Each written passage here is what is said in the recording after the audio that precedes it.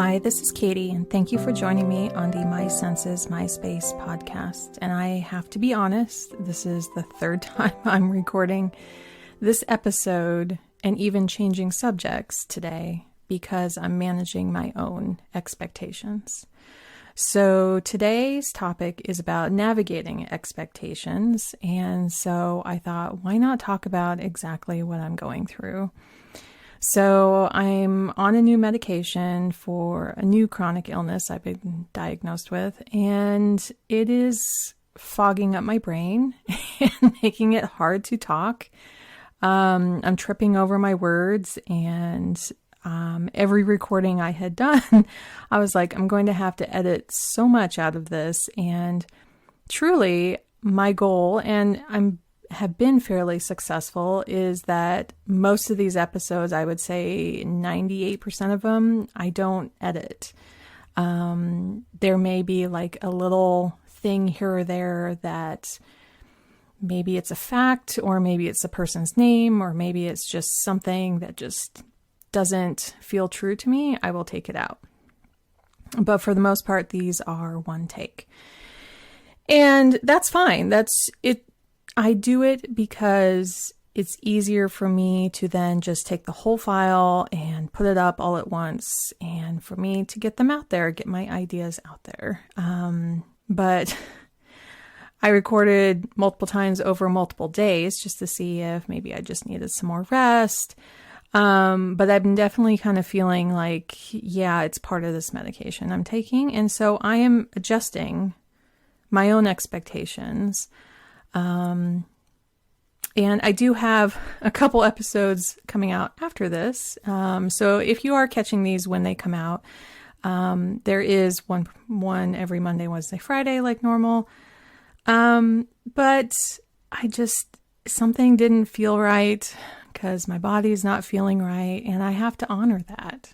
I have to, in some ways, surrender to what I'm going through. I know in the long run it will help, hopefully. And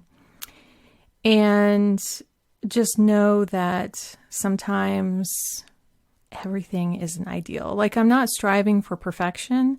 I'm striving for the words that are coming out are truly from my heart. And when my mind gets a little, I don't know, like going in a bit of a cyclone, a bit of ruminating, a bit of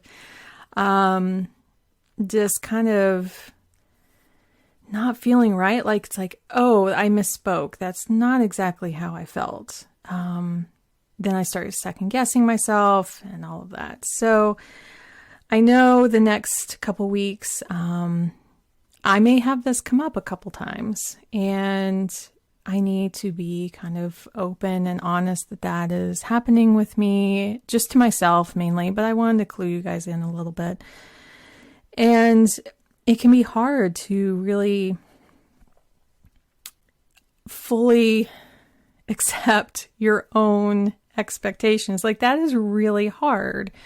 Like, I expected to get all this stuff done on my to-do list. I expected to be more clear-headed when I slept horribly the night before. I expected that I could get this much done so it sets me up for the next day, which sets me up for the next day. And that can be a lot. And I very much go through all of my planning if you follow my YouTube channel as well. And it's all about planning with elasticity, with stretching things, with erasing things and rescheduling things. And that's okay. Like, expectations of how my week looks, like on a Sunday and Monday when I'm planning, are going to be completely different by the end of the week. My schedule is rarely the same as I fully expected it to. There are core things that are super important that I focus on as like, yes, this is the most important. But it doesn't have to be exactly how I planned. On the flip side of that, I also wanted to talk about a recent chat back and forth I had with an internet friend. And she was talking about like, I feel like I'm letting somebody down. Their expectations of having this project was going to be like amazing for both of us. And I tried it and it's not working.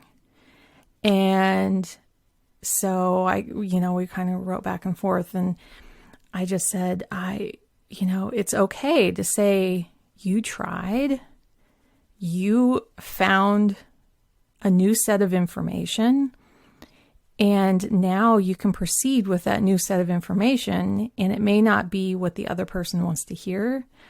But if you approach it with honesty and empathy of like, hey, I really wanted this to work out too.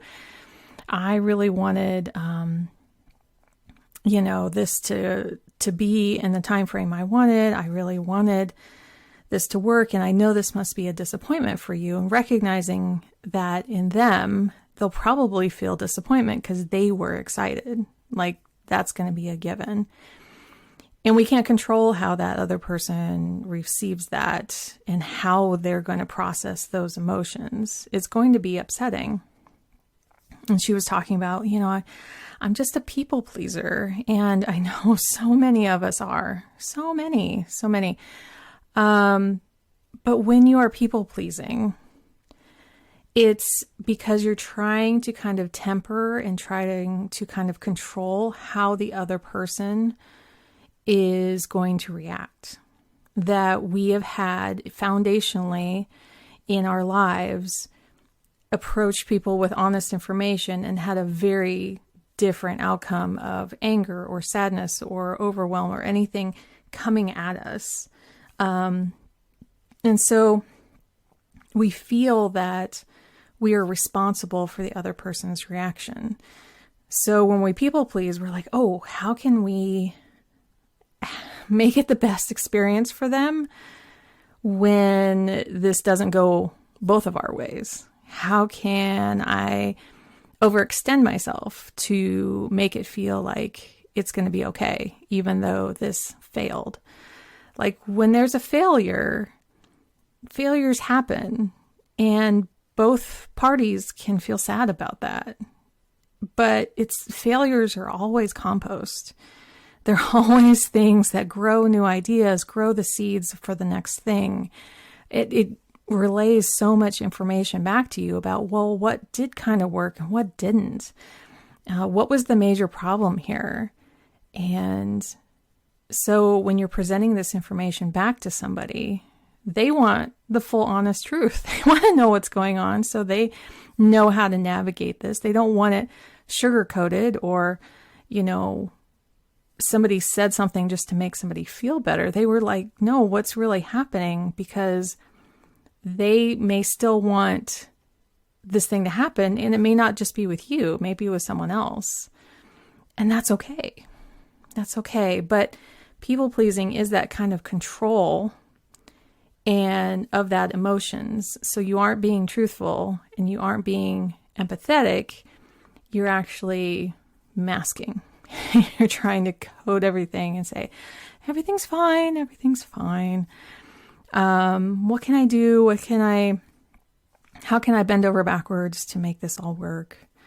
But if we come at it with empathy, I know this is hard. I know this is not what you wanted to hear. I know us together are both feeling sad. What are your feelings about this? And honesty, this is like what has happened in this situation. These are the facts. And when we have the facts right in front of us, we can move forward with that. We can adjust our plans.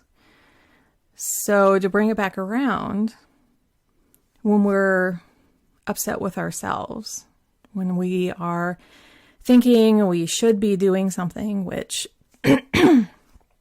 I cough because there's something in my throat, but I'm also coughing because that's ableism. Like, how can we turn empathy and honesty back onto ourselves?